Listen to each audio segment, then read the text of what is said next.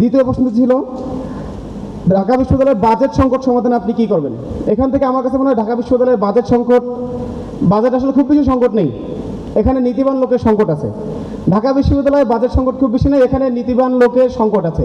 ঢাকা বিশ্ববিদ্যালয়ে এই বছরে প্রায় 1000 কোটি টাকার মতো বাজেট আছে, সামনের উন্নয়নের জন্য 2800 কোটি টাকার বাজেট আছে।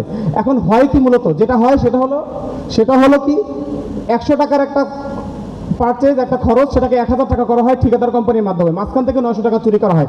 আপনি ঢাকা বিশ্ববিদ্যালয়ের বিগত 10 বছর দেখবেন যতগুলো নতুন বিল্ডিং হয়েছে সবগুলো হয়েছে টমা কনস্ট্রাকশনের মাধ্যমে। এর মাধ্যমে মূলত কী হয়েছে, এর মাধ্যমে ছাত্রলীগ এবং হল প্রশাসন, বিশ্ববিদ্যালয় প্রশাসন, তারা মূলত বিশ্ববিদ্যালয়ের বাজেট চুরি করার একটা বড় মাধ্যম তৈরি করেছে। আমার মনে করি যে বাজেট আছে সেই বাজেটের যথার্থ বাস্তবায়ন করা হয় সেটাই যথেষ্ট হবে। এবং ঢাকা বিশ্ববিদ্যালয় যদি বাজেট বাস্তবায়নে তার সততা এবং নির্ভরতাও দেখাতে পারে, তাহলে সিএসআর যে প্রোগ্রাম আছে বিভিন্ন কোম্পানিগুলো তাদের নিজের পক্ষ থেকে ঢাকা বিশ্ববিদ্যালয়ের উন্নয়নের জন্য তারা এগিয়ে আসবে ইনশাআল্লাহ।